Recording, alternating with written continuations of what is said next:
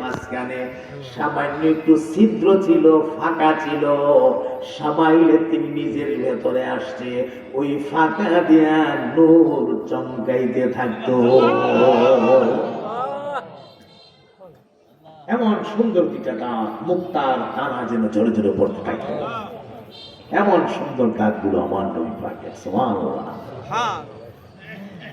একদিনের ছোট্ট একটা ঘটনা আপনাদেরকে শোনায় দেই। আমার নবী রাহমাতুল লিল আলামিন নাতি দুইজনকে নিয়ে গল্প করতেছেন। গল্প ভাই, আমাদের দেশের নানা নাতির গল্পের মতো না। আমার নবী পাক জান্নাতের নিয়ামতের গল্প শোনাইতেছেন নাতিদেরকে। রাত্রটা একটু গভীর হয়ে গেছে। নবী আমার ডাক দিয়া নাতিরা রে, এবার যাও, আগামীকাল আবার শোনাবনে যাও। মজা পায় দুই নাতি বয়া বয়া শুনে। আর নবীর জবানের কথা, এটা কত মজার হবে কেমনে বুঝাবো? সুবহানাল্লাহ। নাতিয়ে শুনতেছে দুইজন জান্নাতের নিয়ামতের গল্প, মজা লাগতেছে। কোন দিকে টাইম যাইতেছে খবর নাই। হঠাৎ নবী ডাক দিয়ে কয়, যাও যাও, এবার গিয়া ঘুমাও। হযরতে ইমাম হুসাইন একটু ঘুমায় দেন, একটু ঘুমায় দেন, শীত যেন না করে। হযরতে ইমাম হুসাইন আমার নবী পাকের ডাক দিয়ে কয়, হে নানা, যাবো তো ঠিক আছে, কিন্তু এই ঘর থেকে ওই ঘরে আমরা কেমনে যাব? অন্ধকার, একটু আলো দেন না। আলো না দিলে কেমনে যাব আমরা? আমার ভাই, বিদ্যুতের লাইট ছিল না, হারিকেন ছিল না, কফি ছিল না, মোমবাতি ছিল না, টর্চ লাইট ছিল না, ম্যাচ লাইট ছিল না, গ্যাস লাইট ছিল না, কিছুই তো ছিল না।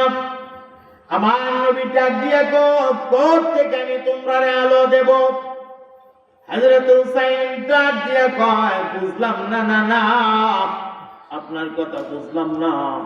আল্লাহ রাব্বুল আলামিন আপনারে পাঠাইছে পৃথিবীর মানব মণ্ডলীকে আলোর পথ দেখাবার জন্য।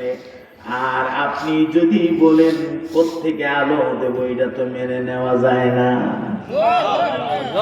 সুবহানাল্লাহ, এটা তো মেনে নেওয়া যায় না। আবার নবী নাতির কথায় আনন্দ, মনের মধ্যে আনন্দ আসছে। ঘরের দরজায় এসে আনন্দের ঠেলায় একটা মুস্কি হাসি দিয়া যাও, মুস্কি হাসি দিয়ে গেছে যাও। আমার নবী মুস্কি হাসি মারার সাথে সাথে নবী পাকের দাঁত মোবারকের আগাগুলো ওই যে সামান্য সামান্য বের হয়েছে।